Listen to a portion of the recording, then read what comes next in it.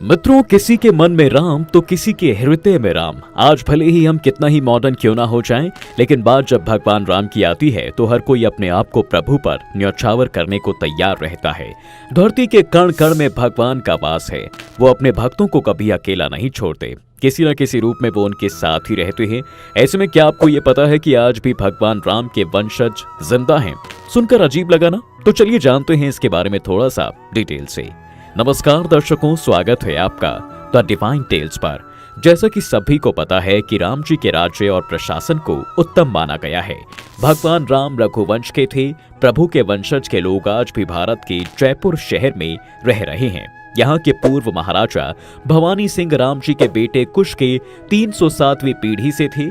वहीं जयपुर को बसाने वाले महाराजा सवाई जयसिंह का नाम कुश के वंशजों में 289वीं पीढ़ी में आता है। बता दें मित्रों कि ये बात हम नहीं कह रहे हैं, बल्कि इतिहास के पन्नों में दर्ज है। अब राम जी के बारे में बात हो ही रही है तो ये तो सभी को मालूम है कि 22 जनवरी को अयोध्या के राम मंदिर का इनॉग्रेशन होने वाला है। आपको अयोध्या के राम मंदिर के दर्शन करने के लिए भले ही कुछ समय का इंतजार करना पड़ रहा हो, लेकिन आर्टेरियम के 3D राम मंदिर मॉडल को आप कभी भी अपने घर ला सकते हैं। ये मंदिर आपके घर में न सिर्फ अयोध्या की पवित्रता महसूस कराएगा, बल्कि आपके घर को सुख शांति से भी भर देगा। आर्टेरियम इसे हर सनातनी के घर तक पहुंचाना चाहता है ताकि श्री राम की कृपा आप सब पर बनी रहे। तो बिना देर किए मित्रों, www.thearterium.com पर जाएं और राम मंदिर को अपने घर पर लाएं। अगर आप हमारा कूपन कोड यानी डिवाइन 10 यूज करेंगे तो आपको 10% का ऑफ भी मिलेगा। चलिए अब राम जी के वंशज के बारे में थोड़ा जानते हैं। मित्रों, दरअसल 2 साल पहले अयोध्या में राम मंदिर को लेकर चल रही सुनवाई के समय जब 9 अगस्त को हाई कोर्ट ने पूछा था क्या भगवान राम का कोई वंशज अयोध्या या दुनिया में है, तब राम मंदिर के पक्ष को लेकर लड़ रहे वकील ने ये कहा था कि पता नहीं। तब जयपुर के पूर्व राजघराने के महाराजा भवानी सिंह की बेटी दिया कुमारी ने यह दावा किया था कि उनका परिवार भगवान राम के बड़े बेटे कुश के नाम पर कुशवाहा वंश के वंशज हैं। इसके अलावा मित्रों, जयपुर राजघराने की पूर्व राजमाता पद्मिनी देवी ने यह कहा था कि हम नहीं चाहते कि वंश का मुद्दा बाधा बने। राम सबकी आस्था के प्रतीक हैं, इसलिए हम सामने आए हैं कि हाँ, हम उनके वंशज हैं और इसके दस्तावेज सिटी पैलेस के पोथी खाने में हैं। पूर्व राजकुमारी दिया कुमारी ने अपनी बात साबित करने के लिए सबूत भी दिए हैं। उन्होंने एक पत्रावली दिखाई जिसमें भगवान राम के वंश के सभी पूर्वजों का नाम क्रमवार दर्ज है। इसी में 289 के वंशज के रूप में सवाई जयसिंह और 307वें वंशज के रूप में महाराजा भवानी सिंह का नाम लिखा हुआ है। इसी के साथ ही पोथी खाने के नक्शे भी मिले हैं। कहते हैं मित्रों, 9 दस्तावेज 2 नक्शे ये साबित करते हैं कि अयोध्या के जयसिंहपुरा और राम जन्मस्थान सवाई जयसिंह द्वितीय के अधीन थे। 1776 में नवाब वजीर असफउद्दौला ने राजा भवानी सिंह को यह हुक्म दिया था कि अयोध्या और इलाहाबाद स्थित जयसिंहपुरा में कोई दखल नहीं दिया जाएगा। ये जमीनें हमेशा कछवाहा वंश की ही रहेंगी। बता दें कि औरंगजेब के मर जाने के बाद सवाई जयसिंह द्वितीय ने हिंदू धार्मिक जगहों में कई जमीनें खरीदी। 1717 से 1725 में अयोध्या में राम जन्मस्थान मंदिर बनवाया था। सिटी पैलेस के OST रामू रामदेव का कहना है कि कछवाहा वंश को भगवान राम के बड़े बेटे कुश के नाम पर कुशवाहा वंश भी कहा जाता है। इसकी वंशावली की माने तो 62वें वंशज राजा दशरथ, 63वें वंशज प्रभु राम, 64वें वंशज कुश थे। 289वें वंशज आमेर जयपुर के सवाई जयसिंह, ईश्वरी सिंह और सवाई माधो सिंह और पृथ्वी सिंह हुए थे। वहीं भवानी सिंह 307वें वंशज थे। इतना ही नहीं मित्रों, फेमस हिस्टोरियन आरनाथ की book the Jaisinghpura of Sawai Raja Jaisingh and Ayodhya के अटैचमेंट 2 के मुताबिक अयोध्या के राम जन्म स्थल मंदिर पर जयपुर के कछवाहा वंश का ही अधिकार था। इतिहासकारों के हिसाब से जयपुर की बसावट के पहले जौहरी बाजार में राम जी का मंदिर बनवाया गया था, जिसका नाम रामलला जी का रास्ता रखा गया। कहते हैं मित्रों, सिटी पैलेस में सीताराम द्वार में पहुंचकर जयपुर के महाराजा भगवान के सबसे पहले दर्शन करते थे। युद्ध और राजा की सवारी में सीताराम जी का रथ सबसे आगे रहता था।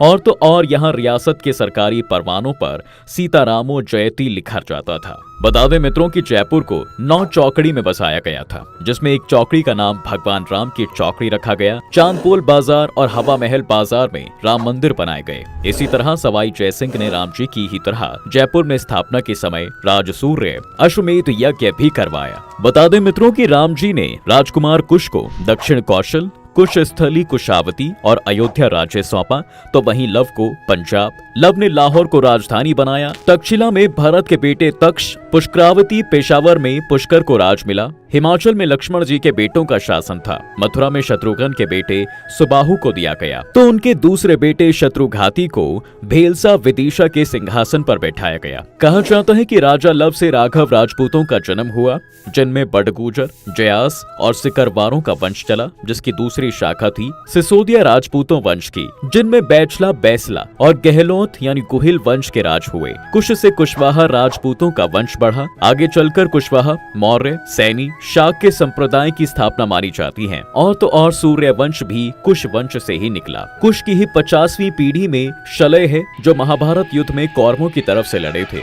जो लोग खुद को शाक्य वंशी कहते हैं, वे भी भगवान राम के ही वंशज हैं।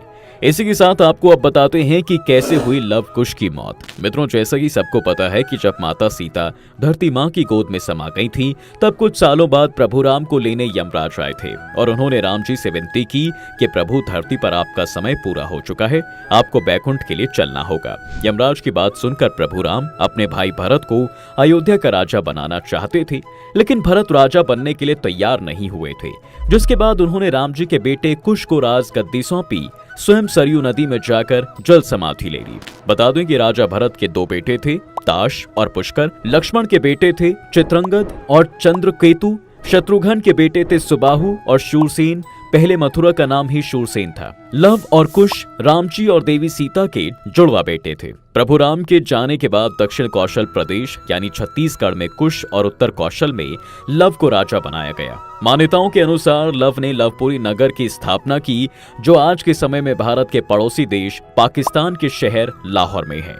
यहाँ के एक किले में लव का एक मंदिर भी बना हुआ है। वहीं मित्रों, आपको बता दें कि लव और कुश अपने पूर्वजों की तरह पराक्रमी राजा तो नहीं थे, क्योंकि उन्होंने सांपों को मारने की कोशिश की थी। हुआ दरअसल ये था कि एक बार सांपों ने ऋषि अगस्त्य द्वारा राम जी को दिया बहुमूल्य पत्थर चुरा लिया था। एक बार दुर्जय नाम के एक असुर ने स्वर्ग पर आक्रमण कर दिया था और ये परंपरा सदियों से चली आ रही थी कि हमेशा से स्वर्ग की रक्षा करने के लिए किसी अयोध्या रघुकुल को ही कमान संभालनी पड़ती थी। जिसके बाद राजा कुश और असुर दुर्जय के बीच भीषण युद्ध हुआ था। उस भयानक युद्ध में राजा कुश वीरगति को प्राप्त हुए थे। बता दें कि रघुकुल में राजा कुश ही ऐसे सबसे पहले राजा थे जो किसी युद्ध में हारे थे, क्योंकि उनके साथ कोई भी ऐसा राजा नहीं था जिसे किसी भी युद्ध में हार मिली हो। अब राजा कुश के मरने के बाद उनके बेटे अतिथि को राजा बनाया गया। अतिथि अपने पूर्वजों की तरह एक वीर शासक और योद्धा था। कुलगुरु वशिष्ठ मुनि की अगुवाई में उन्होंने अच्छे तरीके से राज किया और अपने पूर्वजों के गौरव को आगे बढ़ाया। वहीं अतिथि के बाद उनके बेटे निषद राजा बने। वो भी अपने पूर्वजों की तरह ही प्रतापी राजा थे और अयोध्या के लिए हमेशा तत्पर रहे थे। उनके बाद उनके बेटे नल को राजा बनाया गया, लेकिन राजा नल को राजपाट में कोई रुचि थी ही नहीं। जिसके बाद वो राजपाट को त्याग कर कुछ ऋषि मुनियों के साथ जंगल की तरफ तपस्या करने चले गए थे। राजा के जाने के बाद अयोध्या की प्रजा को देखने वाला कोई नहीं था, जिसकी वजह से उनके बेटे नभ को बालपन में ही राजा मान लिया गया था। शास्त्रों में बताया जाता है कि नभ 12 साल की उम्र में ही अयोध्या के राजा बन गए थे। इसी तरह रघुकुल के वंशज बढ़ते बढ़ते महाभारत काल आ पहुंचा। उस समय राम जी के वंश के राजा बृहदबल थे। उनके बारे में महाभारत में भी बताया गया है मित्रों। वो एक दयालु शासक और साहसी योद्धा थे। उन्होंने महाभारत के युद्ध में कौरवों की तरफ से लड़ाई की थी। कुरुक्षेत्र की युद्ध भूमि में बृहदबल और अभिमन्यु के बीच युद्ध हुआ और अभिमन्यु के घातक बाण से राजा बृहदबल की मौत हो गई थी। अब आपको कौरवों की तरफ से लड़ने वाले एक ऐसे राजा के बारे में बताते हैं जिनके प्रदर्शन की कहानी बहुत ही कम लोगों ने सुनी है। महाभारत के द्रोणा पर्व के 27वें अध्याय में युद्ध के 12वें दिन के बारे में जिक्र मिलता है कि जब राजा भगदत्त और अर्जुन एक दूसरे के आमने सामने आए तो दोनों के बीच एक ऐसा भयानक युद्ध चल रहा था जिसके बीच में आना किसी की हिम्मत नहीं थी। लेकिन तभी एक ऐसा पल आया जब राजा भगदत्त अर्जुन को अपने हाथी के नीचे कुचलने वाले थे, लेकिन कृष्ण जी ने उस समय अर्जुन के प्राण बचा लिए थे। जिसके कुछ ही देर बाद दोबारा राजा भगदत्त ने अर्जुन पर हमला किया। तब कुंती पुत्र ने उसके सारे वार विफल कर दिए, जिसके बाद राजा भगदत्त बहुत घायल हो गए थे। तभी राजा भगदत्त को गुस्सा आया और अपने वैष्णव अस्त्र से उन्होंने अर्जुन पर वार कर दिया, लेकिन उस बाण के बीच भगवान कृष्ण आ गए। जिसके बाद वो दिव्य अस्त्र उन्हें प्रणाम करते हुए वैजंती माला में बदल गया। ऐसा होता देख राजा का गुस्सा 7वें आसमान पर पहुंच गया, जिसके बाद कृष्ण जी समझ गए थे कि भगदत्त का आखिरी समय पास है। फिर उन्होंने अर्जुन को उसके वध करने का आदेश दिया। कान्हा ने पार्थ को भगदत्त के विचित्र मुंह का रहस्य बताते हुए ये कहा था कि उसकी उम्र बहुत ज्यादा है, जिसकी वजह से उसके चेहरे पर बहुत सी झुर्रियां हो गई हैं और हमेशा उसकी पलकें झुकी रहती हैं और तो और आंखें बंद रहती हैं। वो अपनी आंखों को खोले रखने के लिए माथे पर पट्टी का इस्तेमाल करता है। जब अर्जुन श्री कृष्ण जी की पूरी बात सुन लेते हैं, तब वो अपनी समझदारी का परिचय देते हुए सबसे पहले राजा भगदत्त की पट्टी पर निशाना लगाती हैं, जिसके बाद वो पट्टी कट गई थी और जैसे ही वो नीचे गिरी, उनकी आंखें बंद हो गईं। तभी मौका देखकर अर्जुन ने उसे मौत के घाट उतार दिया।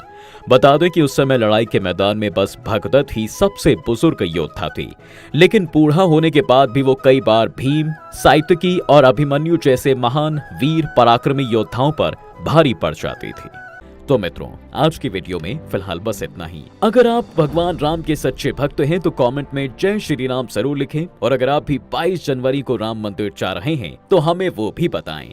तब तक के लिए वीडियो को लाइक करें, शेयर करें और चैनल को सब्सक्राइब करना बिल्कुल ना भूलें।